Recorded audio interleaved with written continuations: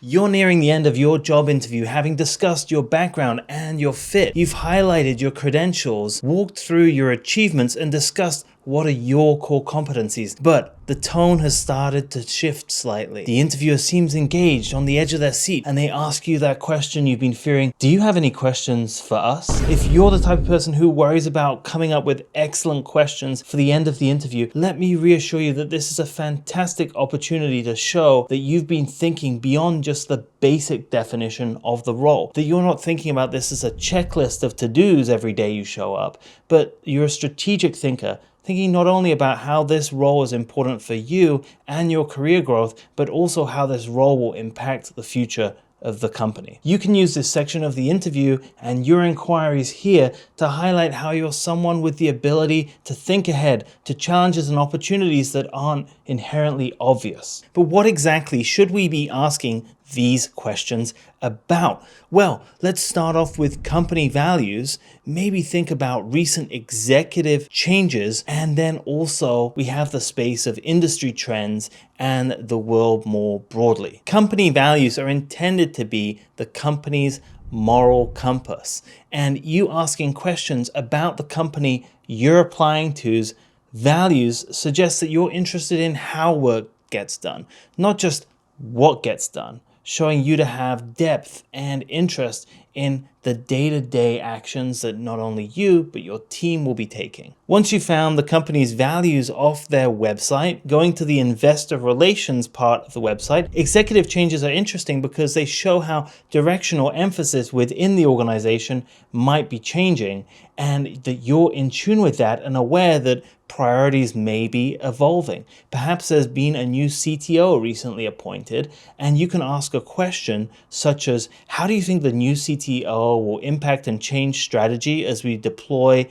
AI technology in the field? I just mentioned AI, which at the moment is a seismic shift in the way companies think and do business. But whether small or seismic, these changes and developments matter. So think about ways the industry is changing, technology is being applied that's novel or unexpected, and ask your questions there. This shows that you are a candidate that is forward-looking. If you're finding these points and this discussion useful for how you're thinking about your interview, check out our How to Ace Your Video Interview course, which goes deeper and broader into this space to help you elevate your video interview. In many ways, everybody's role sits between that intersection of executing on day-to-day tasks and the larger trends in the global economy. By asking thoughtful questions about these topics, we highlight that intersection between day-to-day and global events, showing that we understand that no position really exists inside of a vacuum. Today, I thought I was only going to be making the shortest tip video on asking questions at the end of the interview. But given that we're going for a more extended edition, let's put the kitchen sink in and also discuss our attitude. But as you can see from these comments on previous videos, it's a bit of an uncomfortable situation to be put in. So as we're asking our questions to the interviewer, we want to make sure that we can accommodate them and not make them feel uncomfortable or put on the spot.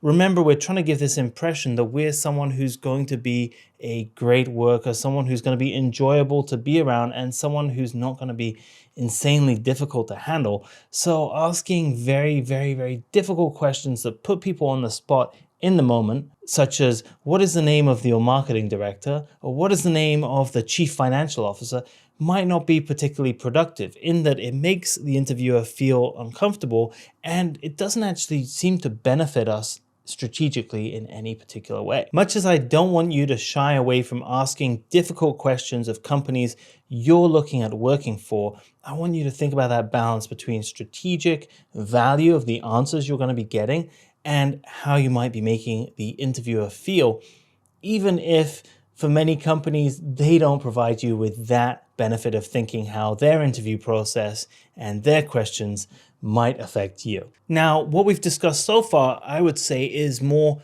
foundational, about building the understanding of why we're asking questions and what the benefit is we can get from asking questions that matter, how we can improve our perception as a candidate through asking questions rather than just answering them. But this is where we're going to develop it a little bit further and talk about the PESTL analysis.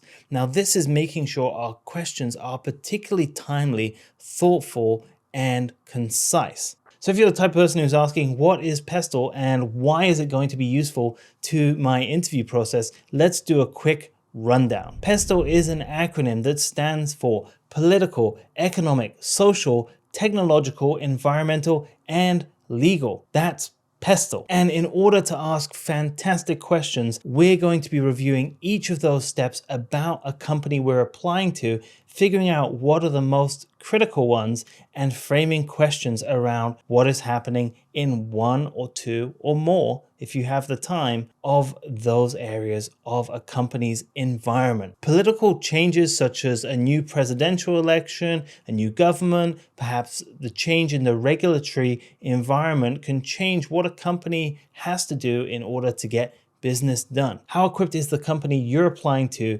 navigate these upcoming regulatory changes? With the economy, we can talk about fluctuations. Is this a boom? Is this a bust? Are people struggling? How will the company's hiring plans and future growth change? And how agile is this company's response to these upcoming headwinds or tailwinds? Social trends can often affect customer behavior and brand reputation. How is the company you're applying to adapting for and evolving to meet these needs?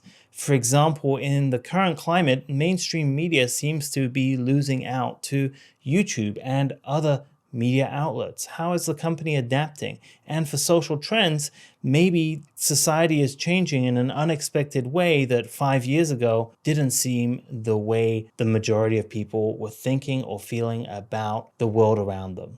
How is that impacting the company you're applying to? With technology, innovations can disrupt the market. They can change the way business is done or even make entire businesses redundant. What's the company you're applying to's roadmap? Are they planning on integrating technology to make a more seamless customer or employee experience? For right now, questions around the use and implementation of generative AI are generally pretty effective. Environmental considerations. This could be more than just the branding.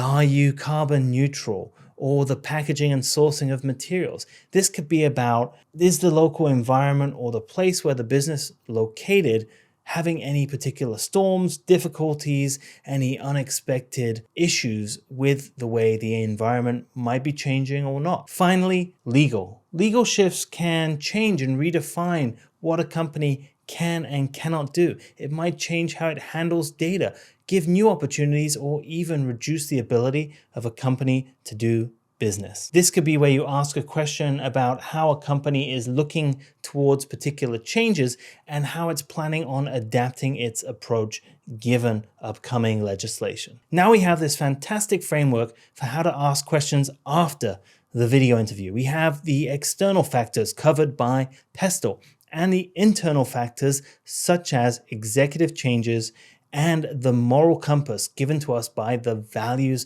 of the company. This is equipping you to really elevate your interview and face the questions part of the interview with confidence and a great strategy. Let's take a step back for a second and imagine a world where there is no leadership changes, no market volatility, no complexity or external factors, no tech upheaval.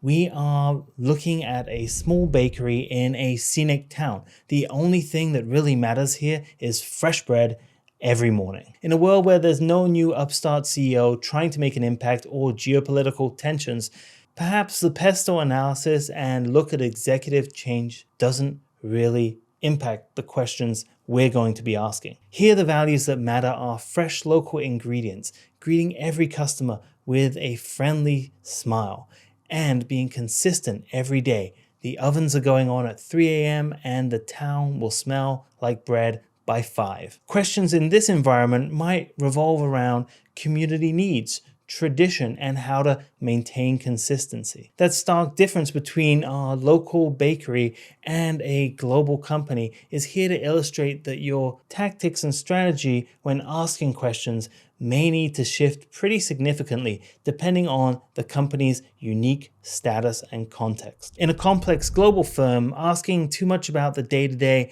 might be irrelevant, but with the same note, in a local firm, asking or referencing massive global changes that are occurring may also be completely irrelevant. The skill here is in being able to tell yourself what you feel matters day to day for this company and your interviewer. It's this adaptability that is the most important when you're asking your own questions about the company. We're here to showcase that we are an intelligent, thoughtful individual who is more than qualified to get this job. And by asking the correct questions in a timely manner, we can highlight that effectively. But beyond just not having a rehearsed script and asking questions that matter, I think it's really important to, especially early on in the interview process, to not ask questions that are too inward focused, that are just about us and what we're getting from the company.